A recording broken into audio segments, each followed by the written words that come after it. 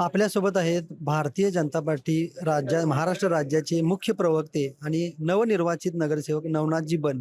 त्यांच्याकडून जाणून घेऊया आज भारतीय जनता पार्टीच्या 6 एप्रिल रोजी स्थापना दिवस आहे. सर्वप्रथम महा MTV मुंबईमध्ये आपलं सहर्ष स्वागत. आजच्या या दिनी आपल्या काय भावना सांगा. भारतीय जनता पार्टी हा कार्यकर्त्यांचा पक्ष आहे. इथं प्रत्येक कार्यकर्त्यांनी मेहनत केली, संघर्ष केला आणि आज भारतीय जनता पार्टीच्या कार्यकर्त्यांच्या जीवावर, मेहनतीच्या जीवावर आज भारतीय जनता पार्टी जगातला सगळ्यात मोठा पक्ष बनलाय. पंतप्रधान नरेंद्र मोदीजी, महाराष्ट्राचे लाडके मुख्यमंत्री आदरणीय देवेंद्रजी फडणवीस साहेब यांच्या नेतृत्वामध्ये देश प्रगतीपथावर जातोय, महाराष्ट्र प्रगतीपथावर जातोय आणि भारतीय जनता पार्टीचं स्वप्न हे सबका साथ, सबका विकास आणि सबका विश्वास हे आहे. आणि अशा पद्धतीनं एका पक्षाची जडणघडण जवळपास आता 46 वर्ष झालेत. राष्ट्र प्रथम, देश प्रथम या भावनेतून भारतीय जनता पार्टी काम करतो. इथं प्रत्येक कार्यकर्ता हा विचारांसाठी लढतो आणि विचारांसाठी संघर्ष करतो. विचारातनं संघर्ष करून भारतीय जनता पार्टीची वाटचाल सुरू आहे.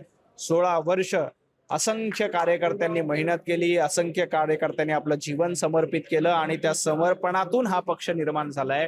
आणि आज देखील अशा पद्धतीचे पक्षाचा एक मोठा व्याप वाढला, तो त्या संघर्षाच्या काळातील कार्यकर्त्यांच्या मेहनतीमुळे. पक्षामध्ये सामान्य कार्यकर्त्याला संधी दिली जात नाही असे एकीकडे टीका होत असताना दुसऱ्या बाजूला आपल्याला पहिल्यांदा माध्यम प्रमुख, त्यानंतर नगरसेवक आणि आता मुख्य प्रवक्ते या पद्धतीने ज्या पद्धतीने एक यशाच्या पायऱ्या आपण चढतात या प्रवासाबद्दल पक्षातील आपण काय सांगू. भारतीय जनता पार्टी एकमेव पक्ष आहे जिथं कार्यकर्त्याला संधी मिळतो, कार्यकर्त्याला न्याय मिळते. बघा, पंतप्रधान नरेंद्र मोदीजी आज देशाचे पंतप्रधान तिसऱ्यांदा झालेत. त्याआधी ते एक साधे चायवाले होते. महाराष्ट्राचे मुख्यमंत्री देवेंद्रजी फडणवीस एक बूथ प्रमुख पासनं महापौर, मग आमदार, मग मुख्यमंत्री हा प्रवास आहे. आज नितीन नवीनजी कधी सेल्फी काढत होते आपल्या नेत्यांसमोर. आज कमी वयामध्ये या देशाच्या सर्वात मोठ्या पार्टीचे राष्ट्रीय अध्यक्ष आहेत. हे फक्त भाजपमध्ये शक्य आहे, इतर कुठल्याही पक्षामध्ये शक्य नाहीये. आपण बघा, काँग्रेसमध्ये तुम्हाला अध्यक्ष व्हायचं असेल तर गांधी घराण्यातलं पाहिजे किंवा गांधी घराण्याची गुलामगिरी करायची सवय लागायला लागते. इथं सर्वसामान्य कार्यकर्त्याला न्याय मिळतो, सर्वसामान्य कार्यकर्त्याला संधी मिळते, सर्वसामान्य कार्यकर्त्याला वाव मिळतो. हे फक्त आणि फक्त भारतीय जनता पार्टीमध्ये शक्य आहे. रोज आपण विरोधकांना माध्यमाच्या द्वारे मुख्य प्रवक्ते म्हणून सडेतोड उत्तर देत असतात आणि सरकारची भूमिका, पक्षाची भूमिका मांडत असतात. एवढी सगळी प्रेरणा, रोज या गोष्टी करण्याची प्रेरणा आपल्याला कुठून मिळते. भारतीय जनता पार्टी हा कार्यकर्त्यांचा पक्ष आहे. चले सातत्यानं चालत राहिलं पाहिजे. चरे वेती हाच मंत्र घेऊन भारतीय जनता पार्टीचा प्रत्येक कार्यकर्ता चालत असतो.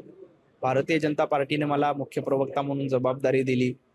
ती निभावण्याचं काम म्हणजे बूथच्या लेवलच्या कार्यकर्त्याला बूथच्या लेवलचा रोज जनसंपर्क करणं असं काम असतं. उपाध्यक्ष असतील तर त्यांना त्या पद्धतीची रोज जबाबदारी असते. तसं मला प्रवक्ता म्हणून ती जबाबदारी आहे आणि ह्या कामामध्ये आनंद आहे. ज्या कामामध्ये आनंद आहे तुम्ही सातत्यानं ते काम करत असता.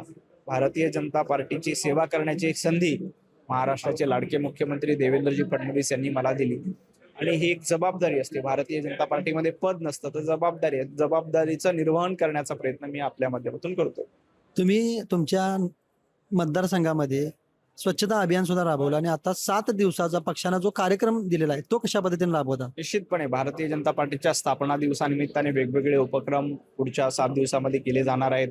वेगवेगळे कार्यक्रम कार्यकर्त्यांना सोबत घेऊन, कारण हा भारतीय जनता पार्टी हा कार्यकर्त्यांचा पक्ष आहे. कार्यकर्त्यांना सोबत घेऊन, कार्यकर्त्यांना न्याय मिळायला पाहिजे, कार्यकर्त्यांची साथ असली पाहिजे, अशा पद्धतीचे कार्यक्रमाची आखणी या पक्षामध्ये होती. आज माननीय प्रदेशाध्यक्ष रवींद्र चव्हाणजी यांच्या उपस्थितीमध्ये थोड्याच वेळात एक कार्यकर्त्यांचा मेळावा होणार आहे.